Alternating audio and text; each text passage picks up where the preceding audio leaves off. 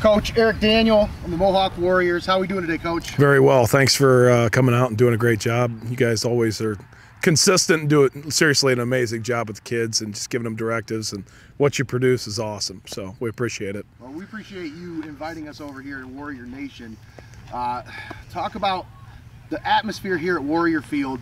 Obviously, your first game's going to be on the road, but when teams come into this arena, it just seems like it's a completely different battlefield here. Talk about the atmosphere at Warrior Field and what that means to you guys. Yeah, it's just a lot of history, you know, and there's a lot of kids that their grandpas played and their dads played, and now they're playing. So we get a lot of guys that have been here, and it's a culture thing, and there's a lot of expectations, and we have high expectations for ourselves, but also the community has high expectations for us as well. And when you come here, we want to make it as hard as possible for people to get here, and you know, whether it's hearing your cadence and getting your calls out or whatever, just due to guys being around. We love the track, being around everybody, because, you know, it'll look like our stands are halfway full, but there's another couple thousand people around the track. As you know, this is the hangout. So it's a really cool environment. Home is where the heart is. I remember playing here, and some of the best memories of my high school career, and we tell the guys that are done right here. So that and on the practice field. So we're looking to bring that pride back after a down year last year, and get that identity back, and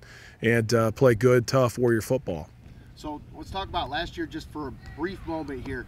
A little bit of a down year, but you guys went through so much last year. Talk about just the journey that you went through, and just the pitfalls that you guys had to overcome. Sure. You know, you guys know with having a small business, it's through setbacks is where you establish growth. And honestly, it's any year can be a blessing and a teachable moment. And there were a lot last year, a lot of close games we lost. And then as the losses start to compile, you know, sometimes your culture takes a hit and guys start to splinter.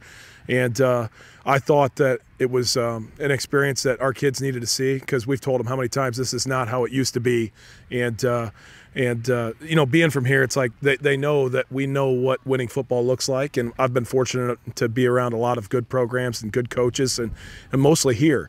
And when I told them that, we were fortunate enough to have a lot of the seniors come back and ask me, hey, what do you mean? Like, what did it used to look like? And so that told me all I needed to know, that they wanted it fixed without me even chasing them. So that's point A. You know, if you want to get it fixed and you're willing to listen and learn, and then if you're willing to do the work, which we've been very fortunate to have a great senior class that has put in a lot of work, very invested.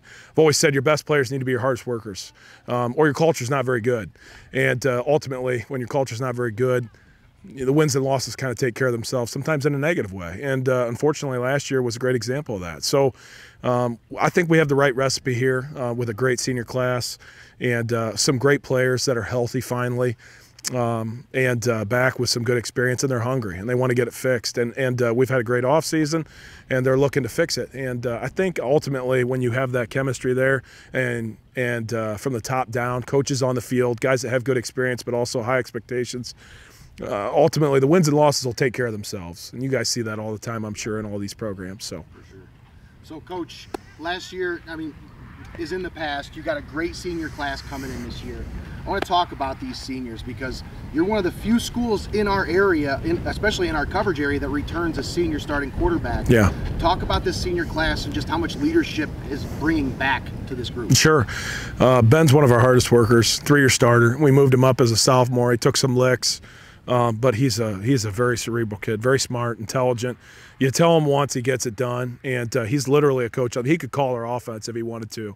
And we had some 7-on-7s where we'd send him out with our JV and help groom our young quarterbacks and tell him what to see, what's a read. It's just great to have him on the field. So we want to keep him upright. And we'll help them out immensely just by being able to run the dang football this year. And we're committing to it. It's hard to throw the ball 45 times a game in high school football Division VII and have success. You have to be able to run the football. And honestly, we struggled with that last year. And it's not fair to our skill guys or Ben to ask them to do something that's incredibly difficult in Division I or college. So we've challenged our offensive line up front to be able to identify themselves, and we need some toughness, need some tenacity. We want the 5 meanest guys on the team to play up front and to finish people. And you don't have to be big. hell, Marion Locals 170 across the board last year, and they've won state for the umpteenth time. So don't tell me you're too dang small to do it. It's all want to and a mental, it's that mental fortitude and just getting after it. So, but yeah, we've got some great skill guys. Ben and Caleb and Kane are some of our returning. I mean, they were 3 captains for last year, for Christ's sake, and they're juniors. So it talks a little bit about their leadership capacity and how invested they are in the game of football. So that if we keep them healthy, good things will happen. And Caleb and Kane have not been healthy the last couple of years, and the losses compile when they're not on the field. I mean, they were game changers when they were sophomores and juniors, and they've put the work in and become even better. So if we keep them upright and healthy, they want it. They're physical, and we just had a scrimmage where they made some really nice plays, and that's what we expect out of them. They have to be game changers for us. So, and then we've got a good supporting cast around them as well, of some juniors and seniors that are ready to step up or have stepped up in their absence. And now it's like, okay, they get to be supporting cast players. And those are the kids that win you football games when they're, bracket coverage in one of our guys or our X receiver and get a key first down or finish a block or step up. So I think we have the right mix of kids. Biggest challenge for us is our offensive line, and that's kind of been our focal point through camp. So that's one thing I was going to ask you about. Over the years of covering Mohawk football, you guys have always done a great job of just winning in the trenches. Doesn't matter the size you guys have up front, offensive or defensive line, you've done a great job of maximizing the talent you have on both sides of the ball. Last year seemed to be just a little bit of a down year in that area for you guys. It's just not what I'm used to seeing. It's been more of a focal point. You said there was more of a focal point on the offensive line. Yep. Obviously, trenches is where games are won. You got it. Just give me your thoughts on that, Coach. Yeah, I mean, you hit the nail on the head. It's if you don't have show me how good a team is, and I'll show you their offensive line. And I don't care if it's the NFL all the way down to Pee Wee football. You guys know, if you can drive a truck through a hole, you can have anybody run through that hole and get 6 yards at a minimum. So we have not had that, and it killed us up front. We were not great last year, and we didn't get the job done, and we needed to demand more out of our guys. And, like we say, teachable moments. It's like, are we demanding enough out of them? Are we coaching them hard enough, holding them accountable? We have 50 kids. So at some point, it's like, if you're not getting it done this year, get out, and there's another kid that's wanting to get after it. And I don't care. I'll move anybody down. I told the team at the beginning of summer, it's like, we will move Kane Heyman to offensive guard if we have to. We want our tough kids to come off the football and be an offensive lineman. And, like I said, it all starts and ends there. So that's been a huge focal point for us. We've coached them harder. We've banged more the last 3 weeks than we ever have before. And I think it's starting to slow the game down. We just scrimmaged Monroeville, they're going to go 10-0, 9-1, 8-2 at a minimum. They're good. And it was a great scrimmage for us. And we saw a lot on film that we're going to go coach them up and get better. And then we've got Macomb here in a couple of days.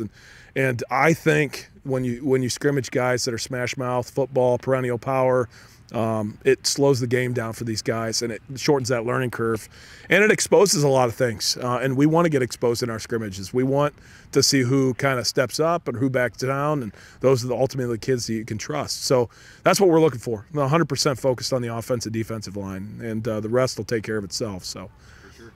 So talk about week 1, Coach Calvert. They got a new coach, new system. They went 8-2 last year, but they lost a lot of seniors. A lot of guys moved on. Just talk about the approach. Obviously, you guys had your sights set on that week 1 win. What's it going to take? Sure. Well, Mike's not fooling anybody. He's a heck of a coach and does a great job. And they hired him for a reason. He's done a great job at Lakota, making them a perennial playoff team. And it's and Calvert, in my opinion, is overall probably a better program, a little bit more well established, and that's nothing against Lakota at all. But when you take a guy that's a good coach and willing to get after it, he's going to do great things at Calvert, and we know that. And he's going to get them to buy in, and they're going to play really hard. And so we know that's coming, and he ain't fooling anybody. Their offensive line, they might have lost a lot, but their offensive line's coming back, and we're not stupid. We know that. So we got to match their physicality. Tit for tat, and be ready to go. And we're not the biggest team in the world. So what we need to do is make that up in tenacity, toughness, getting after it, and like I said, not backing down. So and we have no intention of starting any guy that's going to blink when you're going across the 275-pound monster like a Cameron Bajan. Like I said, we want our guys to know what's in front of them, and that's why we schedule the scrimmages we do, because I look at Calvert like an 8-2, 9-1, 10-0 team. You know, I would be stunned if they didn't host. So we know the challenge in front of us, and we're not going to back away from it. And we don't want our kids to blink when they see it. So everything we've done in the offseason, everything we've done in the preseason and two-a-days is with 100% focus on week one. And we want our guys to kind of obsess over that game because that's what is ultimately in front of them. So, yeah, we expect it should be a really great game. It was a great game last year. You know, we were heartbreak away from stealing that one. And when you get a couple wins early, who knows what your season looks like. It totally changes the outcome of your season. So we know how important that game is. It's a springboard, and we're looking to stay healthy and get through it and be ready for week one and have a heck of a game like we have the last couple of years over there. So for battling in the N10 conference, I believe that's one of the better conferences around this area, just for how tough everyone is and like how run dominant they are, and just how physical of a conference it is. Playing them after your non-conference schedule, week in, week out, up to the playoffs, how does that prepare you guys to get into tougher competition after week 10? Yeah, sure. So, you know, we've missed playoffs the last couple of years because our non-cons were a son of a gun, and then you go into league play, and there's not a lot of easy weeks, you know, and it's like you said, smash mouth football. You have to stop the run. You have to be good in the trenches. And there's a reason we went 2-8 last year. We weren't great in the trenches on either side of the ball. And if you can't stop the run, you can't run the ball, you're in for a really, really long game and then a long season. And so physically, you know, we got beat up a little bit at times last year. And when you're not healthy, it just compounds on. You've got sophomore starting where you had a senior, that type of thing. But yeah, we're trying to get that, be intelligent about it and be deliberate about it, but get our kids used to banging around in that physicality. And we've done that, and we've had a little bit more competition. We got 50 kids, so we've got a little bit more depth than maybe we've had in the years past. And we're very senior laden, which is a great thing. So I think we're ready to get into the non-cons, and then hopefully you can use that as a springboard in a good way.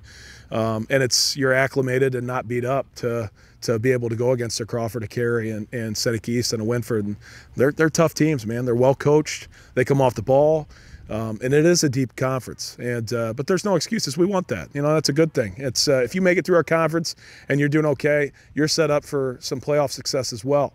You see some of the other schools, they go 9-1, 10-0, and then they get smacked in the playoffs. It's like, well, look at your schedule, you know. So, yeah, there's a nice little balance there to be had for sure. So, Coach, just last thing, any message for Warrior Nation out there heading into the 2024 campaign? It's on the horizon. Yeah. What's your message? We just appreciate the support, you know, and even in tough years like last year, the overwhelming support we had from our community and our parents. We've got some great staff members and community members and parents and involvement, and we appreciate it. You guys see, it takes a lot. It takes a village to run a football program, and we're just excited to fix it, get it right, you know, and that's been my obsession over the last 365 days, is to make sure last year doesn't happen again. So we're going to do everything we can. We're putting everything we have into it and everything we have into our kids, and they're giving us everything they have to get it right. So that's our sole focus as we move forward week one.